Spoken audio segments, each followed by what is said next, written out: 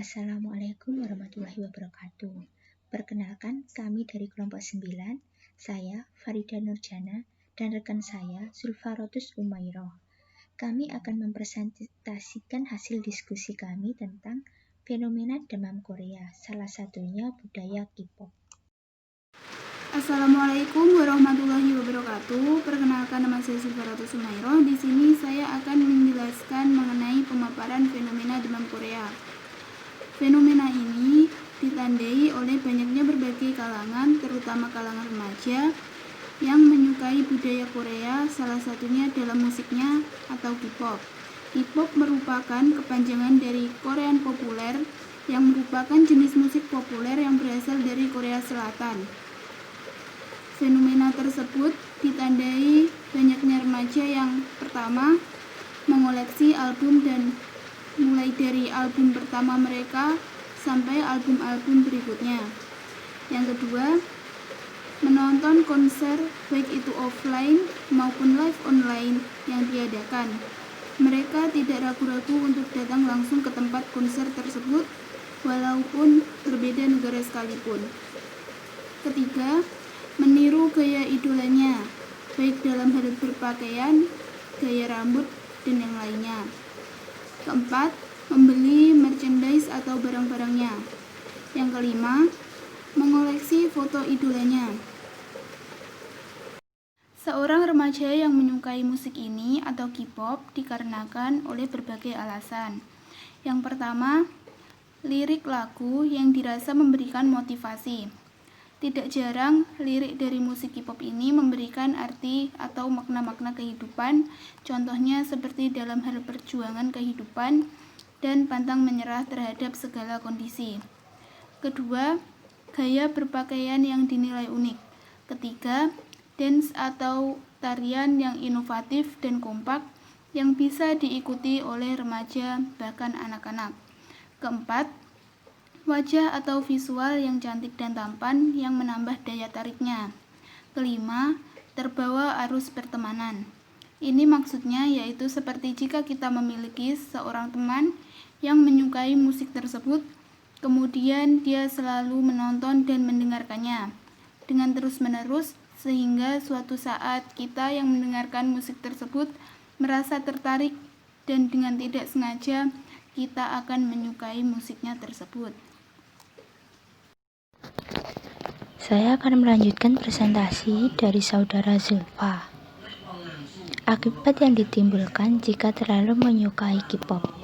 Yang pertama, menimbulkan rasa cinta terhadap produk luar negeri. Dengan adanya K-pop ini, akan berpengaruh dalam dunia permusikan Indonesia. Dan tercampurnya kebudayaan dalam negeri dengan kebudayaan luar negeri, seperti pada seni musik dan seni tari. Sekarang, banyak orang Indonesia menciptakan lagu menggunakan bahasa Korea dan mengcover lagu menggunakan bahasa Korea. Dan banyak unggahan video dance cover lagu-lagu K-pop oleh kalangan remaja Indonesia di situs YouTube. Yang kedua, merusak jati diri. Remaja cenderung bertingkah laku dengan mengubah penampilannya seperti artis K-pop. Psikolog Ratizul Haqi MPSI pernah mengatakan, setiap remaja itu mempunyai fase di mana dia memuja sesuatu, dan setiap hal tersebut akan merusak jati diri seseorang jika tidak terkontrol. Karena dia menganggap dia akan hidup di mana bayang-bayangan dari sesuatu yang disukai dan jadi sibuk untuk segala sesuatu yang dia sukai tanpa peduli dengan perkembangan dirinya. Jadi ini seperti berhalusinasi. Yang ketiga, menyebabkan fungsi otak pada remaja menjadi pruning, atau yang disebut juga dengan penurunan fungsi. Psikolog Vera Adela, dosen Universitas Atmajaya Jakarta, mengatakan bahwa konten hiburan yang dibawa Korea lebih banyak menyebabkan fungsi otak pada remaja mengalami penurunan. Karena remaja terlalu berlebihan dalam menyukai K-pop, seperti merasa ditatap dengan idola hanya karena ada poster yang mengarah padanya. Yang keempat, budaya Indonesia di kalangan anak muda terancam tenggelam. Dengan adanya teknologi yang begitu pesat, unsur-unsur budaya asing akan sangat mudah untuk masuk ke Indonesia. Saat ini, remaja begitu terobsesi dengan kebudayaan Korea, terutama dari seni musik dan style fashionnya, sehingga dikhawatirkan budaya lokal tergantikan dengan budaya asing, yang mungkin saja tidak sesuai dengan norma Pancasila. Ini merupakan bentuk pelanggaran sila ketiga, karena banyak remaja yang lebih menyukai produk luar negeri seperti musik, dance, gaya berpakaian terlalu vulgar, gaya hidup, dan banyak kafe dengan nuansa Korea. Remaja lebih memilih belajar masak makanan Korea daripada makanan Indonesia. Remaja sering menggunakan bahasa Korea daripada bahasa daerahnya dan bahasa Indonesia. Padahal, nilai yang terkandung dalam Pancasila sila ketiga adalah mampu menempatkan persatuan, kesatuan, serta kepentingan dan keselamatan bangsa dan negara sebagai kepentingan kebersamaan di atas kepentingan pribadi dan golongan.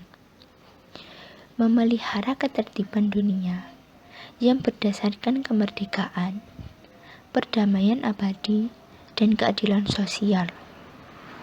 Memajukan pergaulan demi persatuan dan kesatuan Indonesia.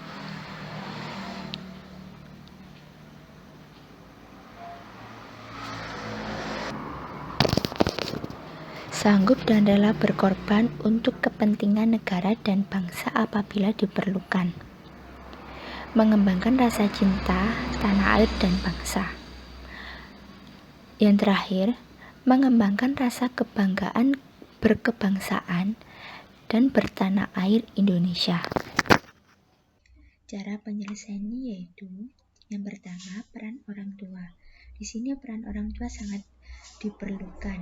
Orang tua dapat membimbing dan mengawasi sang anak terhadap apa yang mereka sukai, dan orang tua dapat membatasi sang anak supaya sang anak tidak terpengaruh dan mengikuti apa yang mereka tonton. Yang kedua, melestarikan budaya nasional dengan mempelajari seperti tarian daerah, lagu-lagu daerah, makan-makan daerah, dan masih banyak lagi. Yang ketiga, bersikap selektif, yaitu mampu berpikir kritis dan menyaring budaya apa saja yang masuk ke Indonesia. Bagaimana pandangan Islam mengenai fenomena tersebut? Pertama, boleh. Apabila hanya sebatas menyukai saja karena kepintarannya, keahliannya yang dimiliki, atau menyukai secara lahiriah saja tanpa menyangkut pautkan dengan agama yang dianutnya. Yang kedua, makruh. Apabila mengagumi segala apa yang ada pada diri orang tersebut, namun tidak ikut membenarkan atau tidak mengakui agama yang dianutnya, sehingga tidak membawa diri sendiri masuk ke dalam golongan orang kafir. Yang ketiga, haram. Apabila mengagumi dan mengidolakan orang tersebut hingga menjadi fans yang fanatik yang membenarkan semua yang ada pada diri sang idola, mengikuti dan menyukai semua yang dilakukan sang idola, dan juga ikut membenarkan atau mengakui agama yang telah dianutnya selain agama Islam, sehingga membuat diri sendiri termasuk ke dalam golongan orang yang kafir. Dalam hadis riwayat At-Tabrani dari Aisyah radhiyallahu anhu, Rasulullah shallallahu alaihi wasallam bersabda, yang artinya, tidaklah seseorang mencintai suatu kaum melainkan dia akan dikumpulkan bersama mereka pada hari kiamat nanti.